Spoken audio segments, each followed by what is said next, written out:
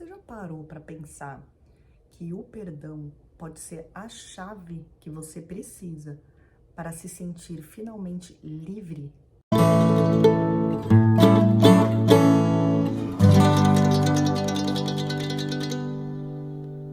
Ao contrário do que algumas pessoas podem pensar, perdoar não é ser conivente com o que a outra pessoa fez para você.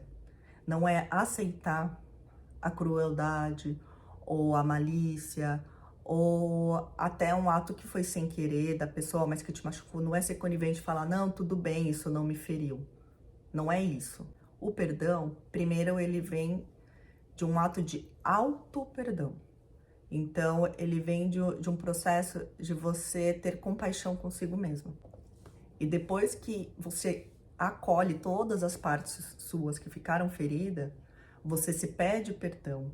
Perdão primeiro para si mesma, para si mesmo. Por favor, me perdoe que eu permiti, de uma forma inconsciente, que nós passássemos por isso. De alguma forma, a minha energia, a minha vibração permitiu que essa situação acontecesse. Depois que você começa a se olhar com essa forma mais compassiva, com compaixão, com amor, e você se perdoa, daí sim você consegue olhar para o outro e começar a perdoar. E você pode falar, não, mas aconteceu algo comigo que foi horrível. Eu tive situações que foram muito humilhantes. Eu tive situações que me machucaram demais e eu não sei perdoar. Eu não vou conseguir perdoar. Então, eu não quero me sentir obrigada a perdoar. E eu te entendo. Eu te entendo, porque eu também já tive mágoas muito, muito, muito profundas e que eu demorei muito, muito, muito para perdoar. Então agora, para te inspirar, eu vou trazer uma história. Foi uma história que eu vi num documentário recentemente e que eu achei uma história muito linda de superação e de transmutação de uma energia super densa, super pesada, de morte, de genocídio, para uma vibração de amor e de perdão. É a história da Immaculée Ilibagiza. O nome dela é um pouquinho difícil de pronunciar pra gente que fala português, então eu não sei se eu tô falando certinho, mas ela nasceu em Ruanda e ela passou pelo genocídio que houve em Ruanda na década de 90, mas especificamente em 94, se eu não me engano. Então, para quem não sabe, só para contextualizar, em Ruanda, um país da África, existiu uma disputa muito intensa entre duas tribos, a tribo dos Hutus e dos Tutsi. E um dia houve um golpe de Estado no qual o presidente foi morto e os Hutus tomaram conta e eles resolveram que depois que eles tomaram conta do governo, eles iriam exterminar todos os Tutsi da face da terra. Eles não queriam mais os Tutsis, porque eles viam os Tutsis como o pior tipo de pessoa que existia. Então eles chamavam eles de coisas horríveis, como as baratas, as cobras. Não que a barata e a cobra tenha realmente alguma culpa, o bichinho, né? Mas eles viam eles assim como animais imundos, como animais que traziam doenças, que traziam coisas ruins. Então, depois que houve o golpe de Estado, o irmão dela acordou, ela na madrugada, se eu não me engano, e falou, a gente precisa fugir. Eles tomaram conta e eles estão matando todos os Tutsis. E ela foi levada para casa de um vizinho dela, que era um pastor evangélico, e ele tinha um banheiro, que era um banheiro minúsculo, um banheiro super pequenininho, era aqueles banheiros que tem o chuveiro lá no fundo, a privada e a pia, só, sabe, bem pequenininho. E ele colocou ela e mais 7 mulheres dentro desse banheiro. E ele falou, olha, aqui na minha casa eu tenho 2 banheiros, então vocês têm que ficar aqui, vocês não podem falar e vocês não podem usar o chuveiro para não chamar a atenção. E vocês podem usar a privada e na hora que alguém do outro banheiro der descarga, vocês dão descarga junto para não chamar a atenção o barulho sozinho de vocês dando descarga. E esse vizinho, ele achou que ele poderia manter elas nesse esconderijo durante uma semana, mais ou menos, ou 3 dias, para depois transferir elas para um lugar melhor, né? Porque afinal era um banheiro minúsculo, elas não conseguiam nem ficar deitadas ali, elas tinham que ficar, ora, algumas em pé e algumas sentadas para poder caber todo mundo dentro desse banheiro. Mas acabou que elas não conseguiram sair dali, elas ficaram 3 meses confinadas, presas dentro daquele banheiro. E acontece várias coisas na história. Uma horda de homens que eram contratadas pelo governo para matar os Tutsis. Então eles recebiam pagamento, eles recebiam cigarro, bebida, tudo para eles fazer essa caça aos Tutsis. Então eles faziam várias propagandas no rádio e eu acredito que até na televisão de vamos caçar todos os Tutsis, olha aí embaixo de todas as moitas, olha dentro de todas as malas se tem algum bebê Tutsi escondido numa mala. E era uma coisa horrível, assim. Então a ideia era pegar e matar mesmo, exterminar, assim como você mata uma praga. E chegou um dia que esses homens chegaram até a casa, eles cercaram a casa, então não tinha nem como elas pular a janela, algo do tipo, eles cercaram por fora e alguns homens entraram. E eles começaram a revistar tudo. E lá dentro, elas começaram a rezar, a orar, a pedir ajuda para não serem descobertas. E por um milagre, o chefe desses homens tocou na maçaneta da porta onde elas estavam. E na hora o pastor falou para ele: olha, eu sou o Tu também, eu tô do lado de vocês, eu não quero problema nenhum com o governo, eu jamais esconderia alguém aqui. E daí o homem olhou para ele e acreditou nele. Falou: tá bom, eu acho que você é um bom homem, você é um de nós. E ele soltou a maçaneta e foi embora. E daí esse foi o primeiro milagre, né, que houve. E daí o pastor depois entrou no banheiro e falou: olha, eu não sei para quem que vocês rezaram, mas continuem fazendo isso porque deu muito certo. E ele entregou uma Bíblia para elas, porque era um pastor cristão, e ele e fechou de novo a porta e deixou elas lá. Mas além disso, a parte que começa a ficar interessante para a gente entender a transformação foi que a Immaculée, ela conta o tanto de raiva que ela tinha. Porque ela disse que, assim, uma coisa é você sentir uma aversão por alguém ou uma raiva por alguém que te fez algo ruim. Só que ali ela tava com um ódio muito profundo, porque ela odiava milhões de pessoas. Ela odiava todo mundo que estava envolvido naquilo, todo mundo que matava os Tutsis, todo o governo. Então ela tinha um ódio contra milhões de pessoas. E ela começou a perceber que aquele ódio ela não podia expressar, porque afinal ela não podia falar. Se ela falasse, ela ia ser descoberta, podiam ouvir algum barulho dentro da casa, então ela tinha que ficar quieta. Então imagina um sentimento forte e explosivo como a raiva, como o ódio, preso dentro da pessoa sem ela poder expressar. Então ela disse que ela começou a ter suores pelo corpo e depois ela começou a ter uma dor de cabeça horrível e dor terrível de estômago. E depois de um tempo nisso, nessa energia muito de ódio, eu acredito que dias que ela ficou nesse sentimento, ela começou a se perguntar: meu Deus, eu tô criando veneno para dentro do meu corpo, porque eu tô me sentindo como se eu estivesse envenenada, com dor de cabeça, dor de estômago, suores, é como se ela tivesse de fato ingerido algum veneno que estivesse matando ela. E depois que ela se deu conta de que ela estava se auto-envenenando com os sentimentos e pensamentos dela, ela mudou um pouco de estado, então ela evoluiu um pouquinho na escala emocional dela e ela começou a agradecer e admirar e apreciar as pequenas coisas que ela tinha. Então, por exemplo, ela começou a pensar: nossa, que sorte que eu tenho um vizinho que tem 2 banheiros, porque era um lugar que raramente as casas tinham 2 banheiros internos. Às vezes era um banheiro externo, que era mais uma latrina, e um banheiro interno para a família. E ela pensou: nossa, que bom que este vizinho, que tem uma alma boa, que não quer me matar, ele tem 2 banheiros, então em um banheiro eu posso ficar. Então, ao invés dela começar a pensar: que droga que eu tô aqui nesse banheiro, trancada, sem poder me mexer, nessa situação horrível, que de fato era uma situação horrível, ela começou a pensar: que bom que tem, que bom que existe, que poderia não existir. E ela começou a pensar: que bom que esse pastor, ele tem crianças. Então as crianças, elas não comem toda a comida, geralmente criança deixa sobrar. Então aquelas sobras iam para elas podiam dividir as sobras dos filhos dele.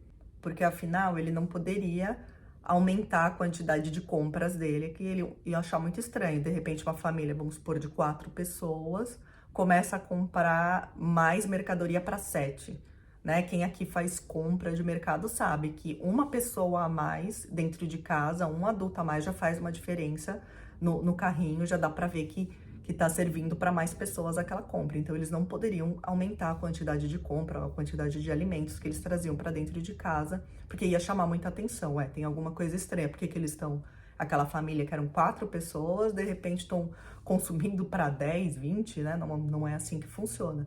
Então, elas só podiam comer as sobras.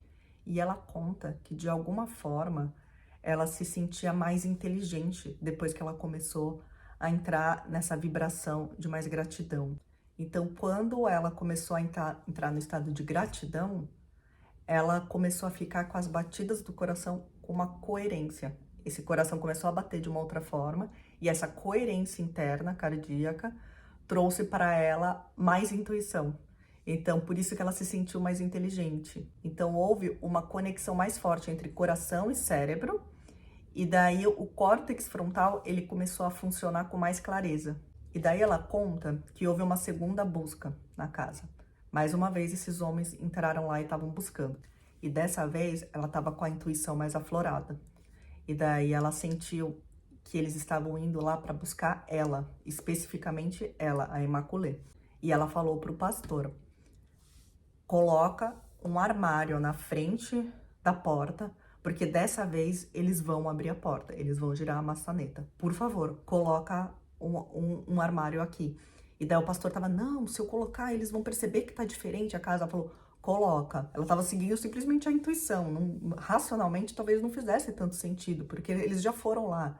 Talvez o pastor deve ter pensado, eles já sabem como que é a casa, de repente vai ter um armário aqui, eles vão achar estranho porque que eu tô tampando aquela porta. Só que, na verdade, aqueles homens, eu acho que nem perceberam o layout da casa. Então, eles entraram na casa e tinha um homem que ela reconheceu a voz, que era um antigo colega dela de escola, e que ele tava gritando pelo nome dela. Imaculée, Imaculée, e ele falava, eu já matei 399 baratas, que são os tutsis, ele chamava os tutsis assim. E eu quero que a Imaculée seja meu número 400 para completar. Ele estava super orgulhoso da conquista dele, do tanto de baratas que ele conseguiu matar, do tanto de pessoas que ele considerava lixo, ele conseguiu exterminar. E só para contextualizar, o governo, ele na verdade tinha uma lista de pessoas que eles estavam caçando, então a família dela estava nessa lista. Então por isso que eles estavam procurando especificamente ela, porque era alguém da lista ali que faltava e eles sabiam que ela estava escondida em algum lugar, porque eles já tinham achado o restante da família dela. Então eles pensaram, bom, se o restante da família estava dentro do país, não fugiram antes de acontecer o holocausto, o genocídio, então ela também ainda tá aqui. Se a família dela tava aqui, a gente pegou, ela tá aqui. Então, por isso que eles estavam fazendo essa busca específica para ela. E daí eles mexeram no guarda-roupa, reviraram tudo, mas eles não perceberam que o guarda-roupa estava na frente de uma porta. Então, eles não descobriram ela. E a partir daí, ela entendeu que ela precisava estar com a cabeça fresca para continuar tendo essa intuição, porque essa intuição salvou ela. Então, ela sabia que ela não poderia se deixar sufocar de novo por sentimentos de raiva. Mas mesmo assim, porque ela é humana, ela acabou sentindo raiva tudo de novo, ela acabou ficando muito mal e sentindo suores pelo corpo, e dores de cabeça, e dores de estômago, tudo de novo, porque ela ficou com muito ódio de saber que já tinham matado a família dela e que estavam procurando especificamente ela. E daí ela teve uma ideia. Ela teve a ideia de começar a rezar o Pai Nosso, que era a oração que ela sabia e era o recurso que ela tinha ali naquele momento. Ela estava ali presa num lugar que ela não podia falar, não podia conversar, não podia fazer mais nada. E ela decidiu começar a fazer a reza que ela conhecia, a oração que ela conhecia.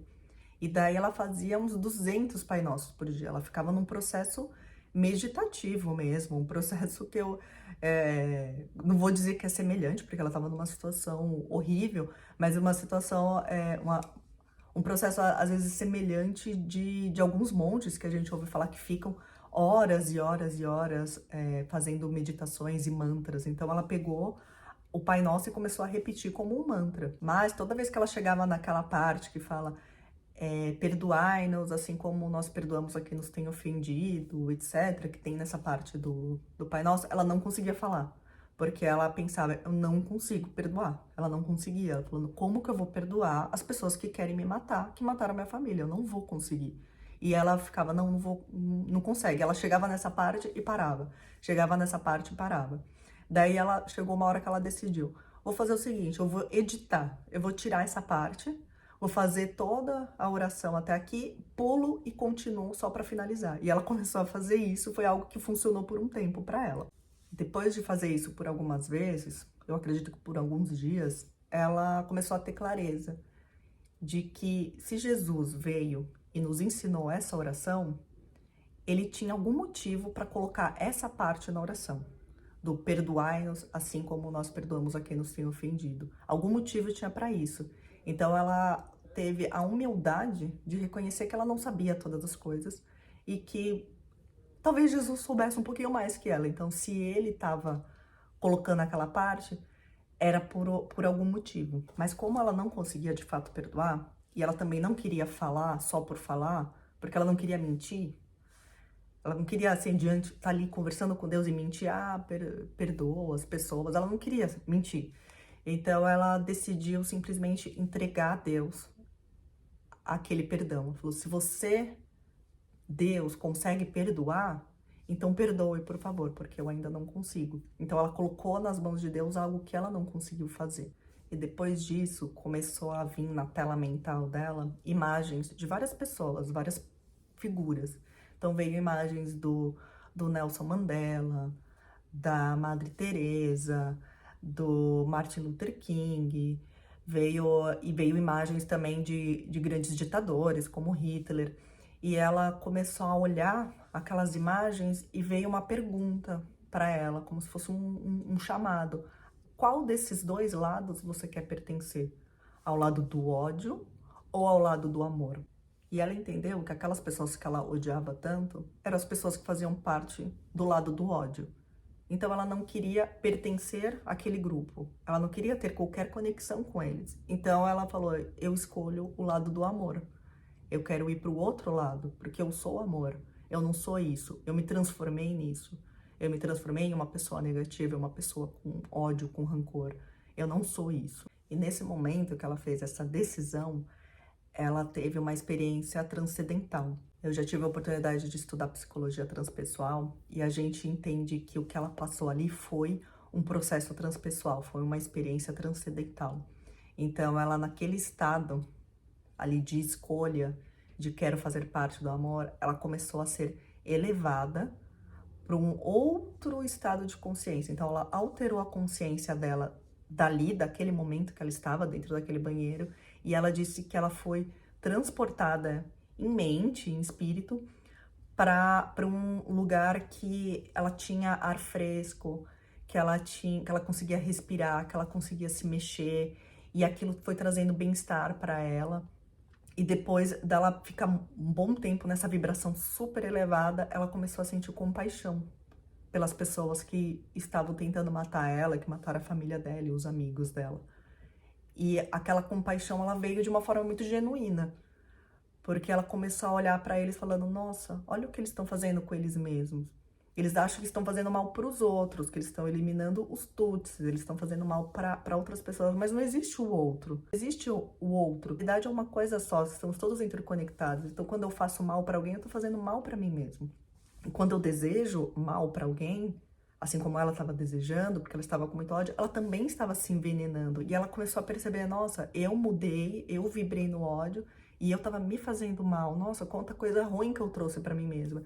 E ela pensou, nossa, imagina essas pessoas que mataram, o quê? 400 pessoas. A pessoa tá orgulhosa de matar 400 pessoas. Quanta coisa ruim que ela tá colocando no campo dela, no sistema dela. O quanto que ela tá se envenenando com isso. E ela começou a ter compaixão por essas pessoas. Ela parou de sentir ódio. Ela olhou para eles com pena mesmo, com dó. E depois de 3 meses, ela finalmente conseguiu sair do banheiro. E o genocídio ali foi apaziguado, aquele golpe de Estado foi apaziguado. E ela conseguiu sair, todas as outras pessoas que tinham conseguido se esconder de alguma forma também saíram dos seus esconderijos e se encontraram. E as pessoas estavam achando muito estranho, porque ela estava muito em paz, ela estava muito vibrando no amor e ela agradecia, assim, por tudo, coisas que antes ela tinha, assim, como algo garantido e ela nem pensava muito, ela começou a agradecer poder olhar para o céu com estrelas, de poder ver a lua, de ver, de sentir o ar fresco no rosto dela, tipo, das coisas que às vezes a gente tem, a gente nem percebe, que faz parte do nosso dia a dia, então a gente nem olha mais com apreciação. Ela começou a ter esses momentos de apreciação. E as pessoas estavam achando muito estranho isso. Falaram, não, é muito cedo para você estar tão feliz assim, porque a sua família inteira morreu, você perdeu melhores amigos, você perdeu muita gente, todo mundo aqui tá de luto, e você tá muito uhul, vibrando na vibe positiva. Então o pessoal falava, não, tem algo errado.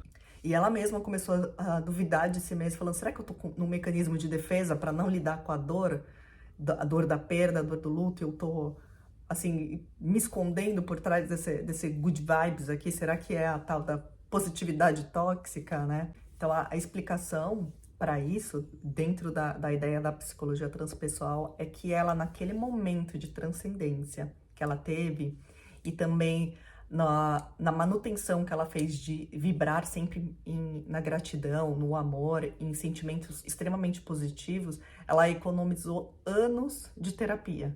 Então, ela conseguiu superar algo que ela levaria anos, provavelmente, para poder olhar com outros olhos para aquela situação horrível. Ela conseguiu transcender assim muito rápido, que é o poder que a gente tem. A gente tem esse poder de curar coisas muito rápidas. Se a gente conseguir entrar nesse estado, que é um estado que ela conseguiu entrar, e por isso que essa história é tão admirável e tão inspiradora. E daí, como as pessoas estavam muito duvidando, que tava muito estranho ela tá assim tão bem, ela também começou a pensar, não, eu acho que na hora que eu ver os assassinos, que eu ver o rosto deles, talvez eu volte a sentir ódio, e talvez eu volte ao estado que as pessoas consideram normal. E daí ela foi até um presídio que estava preso a algumas pessoas, e a pessoa que cuidava do presídio era um amigo do pai dela, que foi assassinado, e ele também perdeu 5 filhos e a mulher dele durante o genocídio. E dele falou, olha, tem o cara aqui que matou os seus pais, ele tá aqui nesse presídio. E ele pegou e chegou pra ela e deu um bastão na mão dela e falou, ó, você pode fazer o que você quiser, ninguém vai te punir nem te julgar, você fica à vontade pra descontar toda a sua frustração, toda a sua raiva em cima dele. E ele merece isso, ele falou. E ela chegou lá, e ele tava junto, dentro da sala de visita com ela. E daí ela chegou lá, ela não conseguiu sentir ódio por ele. Ela sentiu apenas compaixão, ela olhou nos olhos dele, ela conhecia o homem, ele era uma pessoa que ela, inclusive, já tinha tido jantares junto com ele era um colega. E ela olhou pra ele e falou, nossa, eu sinto muita compaixão pelo que ele se transformou, para onde ele foi. Olha o que ele fez. E não foi olha o que ele fez comigo, olha o que ele fez com meus pais, foi olha o que ele fez com ele mesmo. E isso trouxe para ela essa compaixão. E ela disse que ela não conseguiu falar nada além do eu te perdoo, eu te perdoo. E ela falou isso não para ser uma santa, para ser uma pessoa elevada, nada disso. Ela fez aquilo genuíno e porque ela queria libertar aquele homem da energia dela. Olha que interessante. Ela percebeu assim que ela queria se libertar dele e que ela queria libertar ele dela. E só através do perdão, só ela dizendo eu te perdoo, que ela poderia ter uma liberdade genuína e rumar para a vida dela, continuar vivendo a vida dela. Então eu volto para a pergunta que eu fiz lá no começo do vídeo.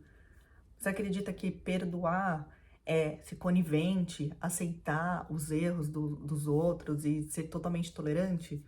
Ou você consegue entender que perdoar é uma forma de libertação, de uma libertação sua, de você se libertar totalmente daquela energia que é uma energia negativa e que tá te prendendo, para você poder brilhar? Porque a Immaculée, depois ela se tornou uma escritora. E ela escreveu livros incríveis e ela é muito conhecida dentro de alguns círculos, né, alguns meios.